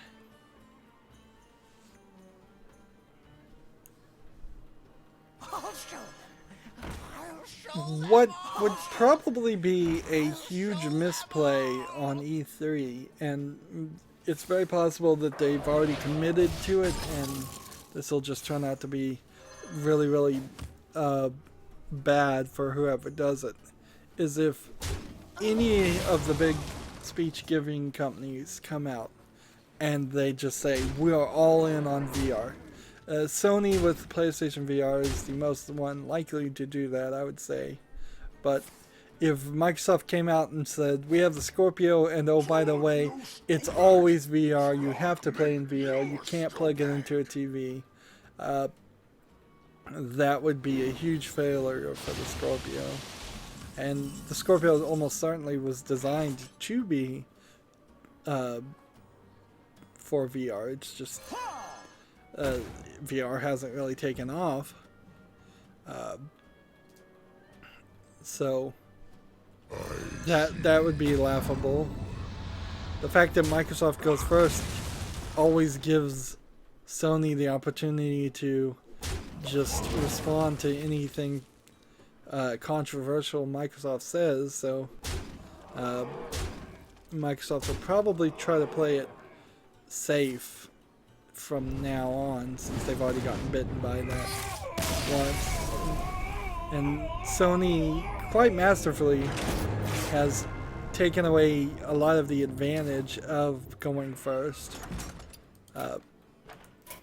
Let's see, one more mage victory. And see, I don't even have a secondary mage account.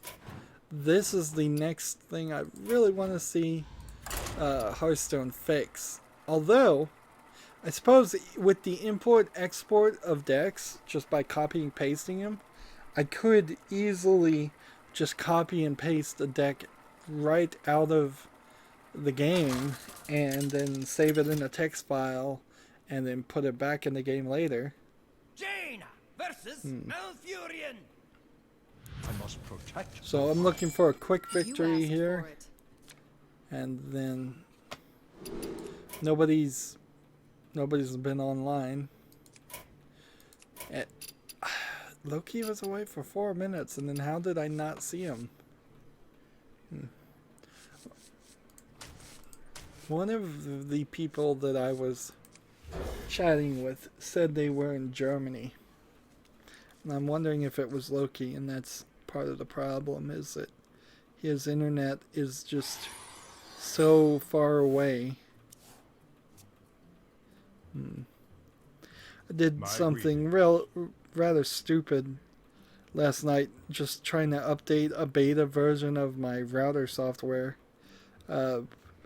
which could have turned into a nightmare of just staying up all night trying to undo that, and the update just didn't work at all. So I gave up and said, well, this was not the time to even schedule out time for potential disasters anyways, so I'm glad that it didn't work in that fashion instead of not working in a much worse fashion that it could have.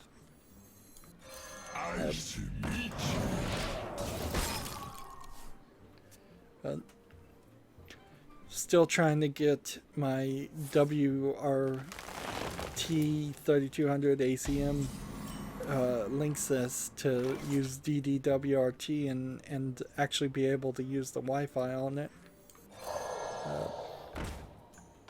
It's such a stupid thing, but it's my own fault a little bit for moving too fast, too quickly. If I had waited 6 months to a year, then they would have fixed the bugs and the driver issues that they're having.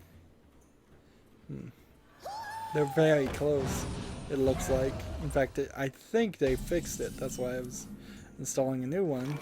But I think it's going to take a little bit more time. Do I want to silence something?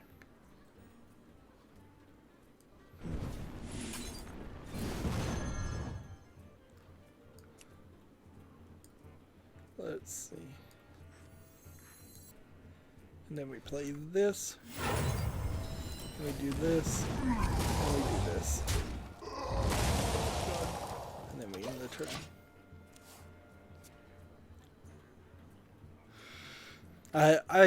It's been a very big learning experience streaming. Like, I now know, don't even bother streaming. Don't even bother recording if YouTube's not going to announce it.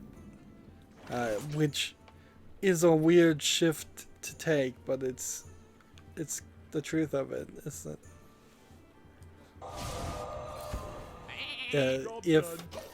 if I'm not going to get the 30 or so views when people see that I'm live streaming, it's not worth doing it. Although I'm still very much stuck in the Hearthstone setup, although the new patch may actually finally break me free of that, in which I have to play every 3 days to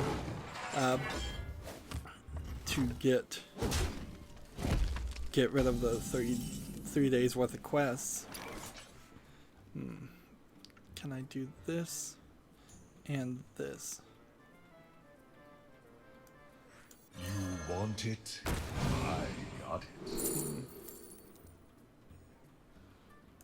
Duplicate. Enter. And it's so laid back. It's way too laid back gameplay. I've got other things to do. Lots and lots of other things to do. Way more other things to do. I've been under a lot of upload restraints trying to get Assassin's Creed Brotherhood uploaded. And I think I finally have gotten that done, so I can now finally delete about 30 videos off my SSD. Apparently I finally got my backup to work, Windows backup. After spending days and days to do the first backup, I guess it can tell the difference and say, well, you haven't changed that much, so we don't need to do. Will this work? I think this will. Of course, having this, I don't think means my battle cries will trigger 3 or 4 times. I think it very clearly says only twice. Let's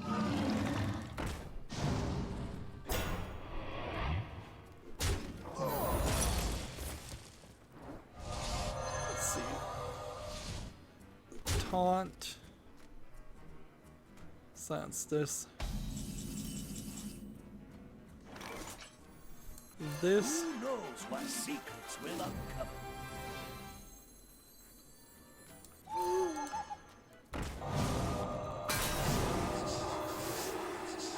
Double silence the same thing. Interesting. Well played. Job's done. Well, that doesn't work that well. You would think you'd be able to do 2. Berries, my favorite.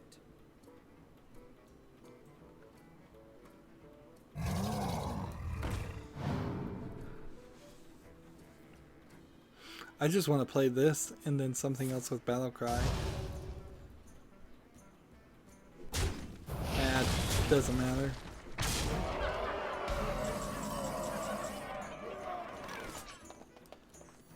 This. Who knows what secrets will uncover? This. Cast a spell. I want to cast a spell. Deal 6 damage.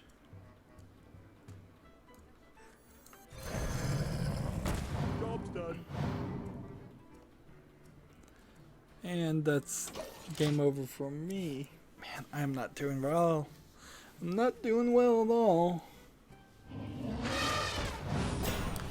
And this is where it gets to the dullness. It's not like it's incredibly late. For me, it's barely 6 p.m. It's not like I've been streaming for an incredibly long amount of time. It's just... it's so boring. It's so dull. And right about now I'm low on podcasts, so if I wasn't streaming, I would just turn on podcasts and listen to it. And that doesn't really help that much either.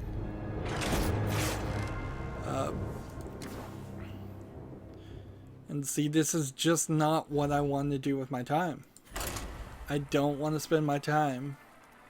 Why do I always do that? There's weird verbal tick where I say something and then I immediately say the exact same thing phrased a different way. Well, I have no idea why I do it. I wish I could learn not to do it, but I just don't want to be playing this game. I don't want to be forced into playing this game because of daily quests to get enough gold to open 50 packs, maybe even 100 packs since I'm at 7,000 right now. If I get close to 15,000 by the next expansion, it will be like a 100 pack card opening. But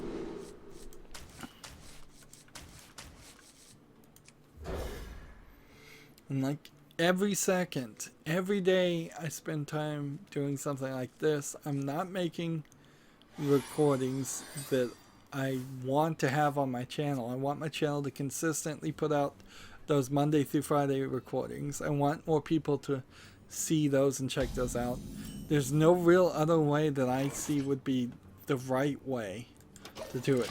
Like, I don't see myself just live streaming myself recording those pre-recorded games. I could do it, but it wouldn't be interesting, and I wouldn't comment or respond to any comments. And the community aspect in the comments when you're live streaming are really what people are there for.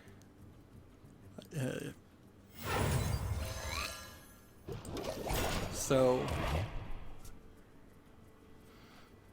I want that part to still be part of my channel.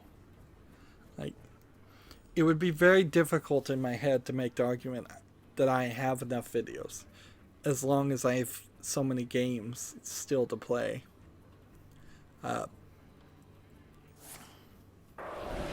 So yeah, I don't know how you could make that argument. Let's see.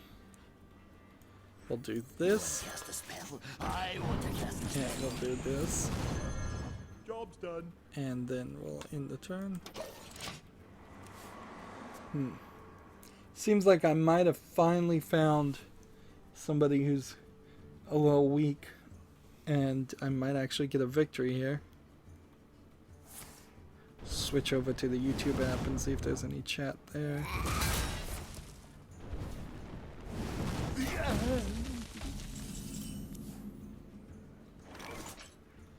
Nope, nobody's come on, nobody's chatted, nothing's happened. Nobody knew it was happening.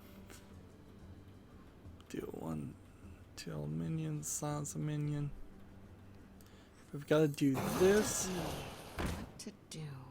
And then we'll just do this. Can I light your fire? And then your turn. Guess that's the best I can do.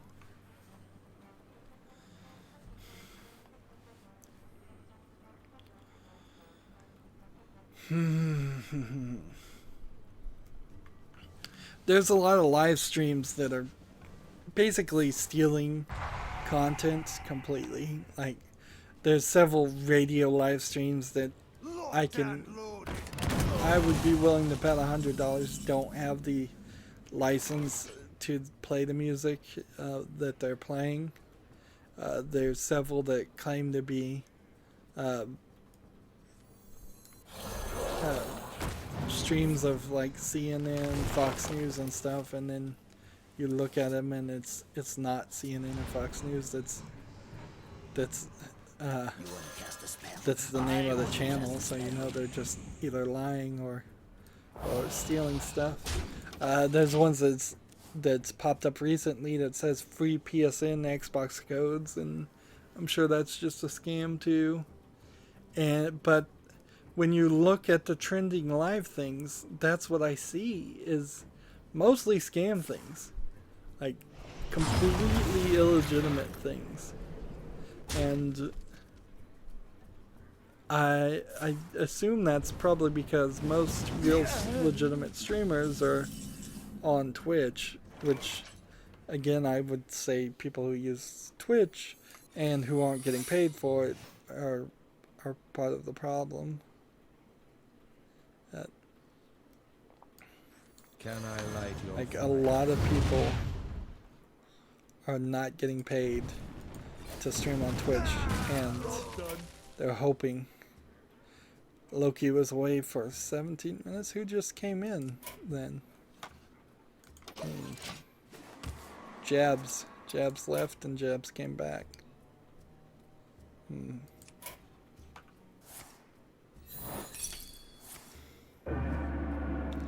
Counterspelled him.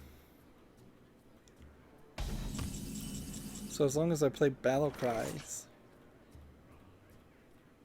Let's see, summon a minion. Or do I want to do this? Discover a spell. You want it? I got it. Add a random minion to your hand that costs 3 less. Let's do that.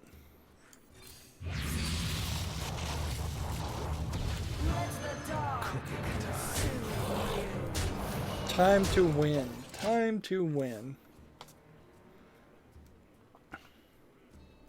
So this is at 7 now. One more turn. Even if they kill everything, I'll still be at high enough to win.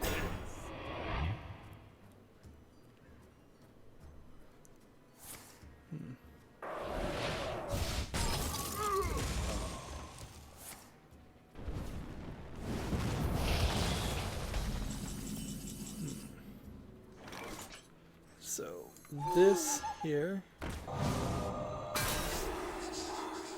and then this here, Creed, go. This will do 2 damage, and this would do 1 damage. So unless he can heal, I've got this victory. And nobody's online, so we will just be playing my secondary app. So I'm gonna, instead of looking at the chat that seems like it's not doing anything, I'm gonna switch my phone back to cell phone mode. Wireless mode. I'm going to bring up the Hearthstone app and hope it doesn't ask me to log in, because if it does, that's going to be a problem. Because I have no time for that.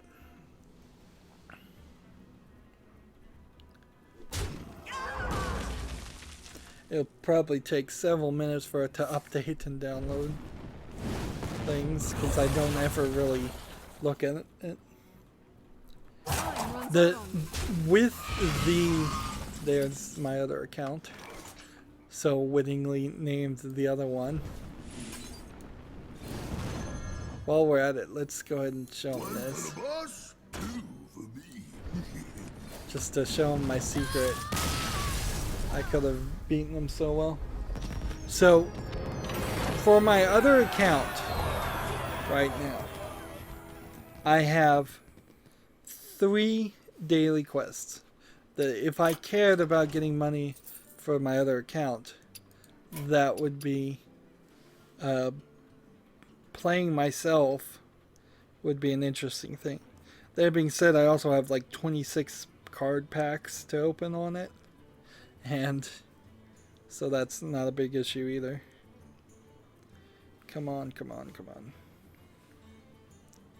Load up, load up, load up. That took forever.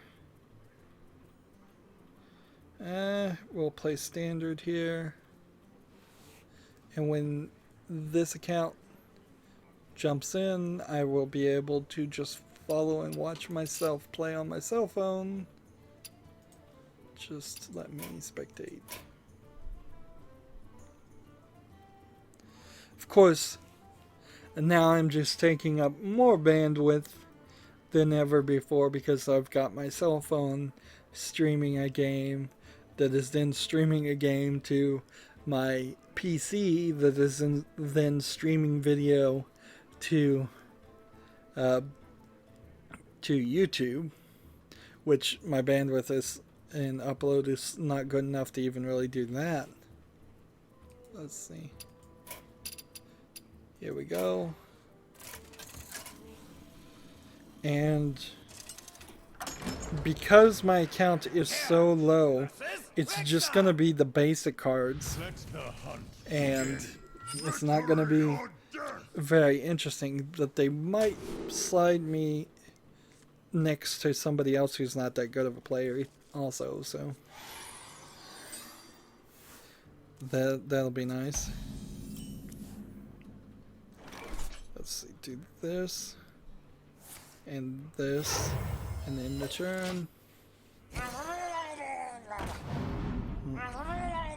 Maybe I can convince this character that I have a bunch of Murlocs, and thus he's going to lose immediately. I hope you like my invention.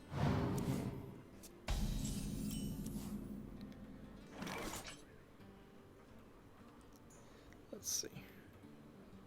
We'll play this.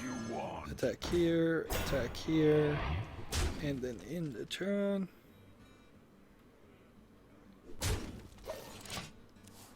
trying just to play as quickly as possible while still getting a victory. Don't have any cards in this account that makes it very interesting. I suppose it might be a little bit nostalgic just to go back and look at the very basic cards you would have in an account you're just starting up, but they're not really helpful. Let's see, we gotta play this and then do 3 damage plus 1 damage plus 4 damage to the face and in the turn.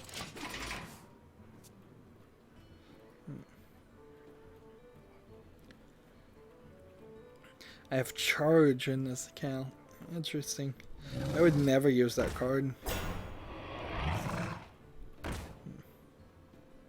Maybe I could do this and give it charge. Or I could do this and give it charge. Let's see. This would be a 2/3. Alright, let's try this. Don't mess with Tusk.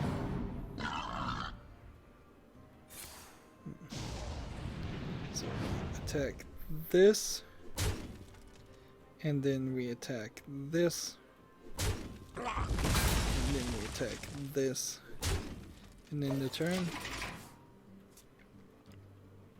21 to 29. To my side. We'll see if we can pull this off.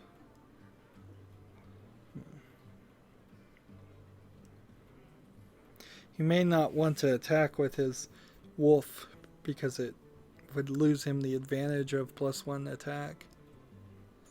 But if he can do something else, like Arcane Shot, that freezes away.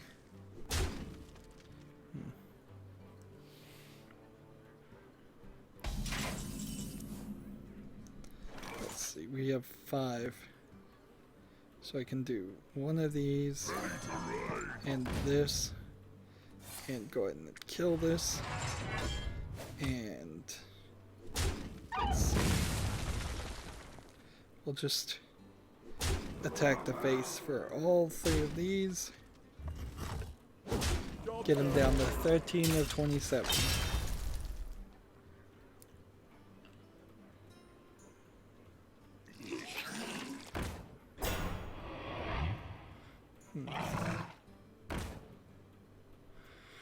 Yeah, if somebody is on chat right now, I wouldn't be able to see it because I'm playing on my phone. I don't have a third device that's readily available. And if somebody has been chatting this entire time and it hasn't shown up, I just have to apologize and say, for you it may never work. Because I don't know. I don't even know why that would be the case, but I'm trying extremely difficult here. Trying really hard to make sure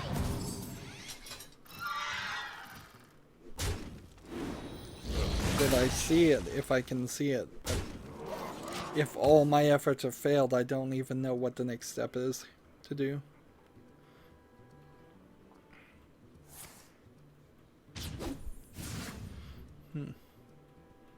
So he's now 10 to 24. There's a decent chance that we'll win here.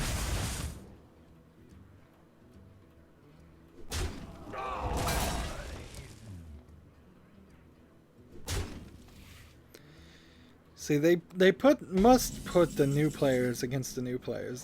That's the only thing that makes any sense. If only I had another one of those charges. Let's see.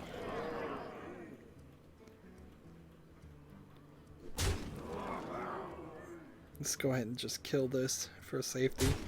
We'll play for safety. He's only got 2 cards. Well, I only have 1, but I have 5 characters on the field, so unless on his 7th or 8th turn, his 8th turn, he can play something that clears the field completely and then can deal a 6/7, deal with a 6/7, then I think I've got it.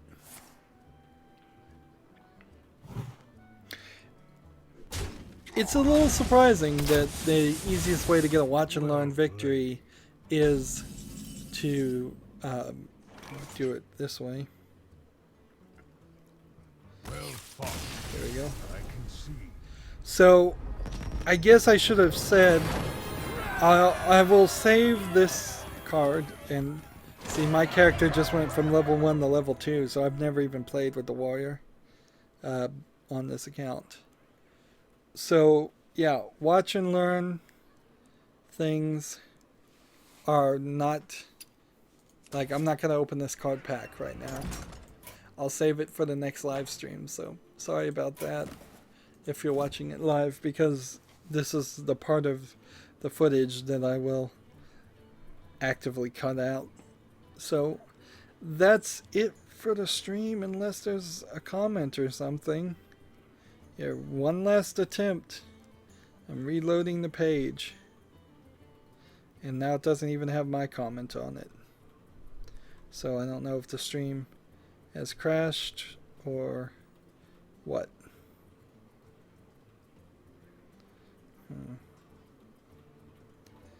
Well, the app still seems to say that there's something there.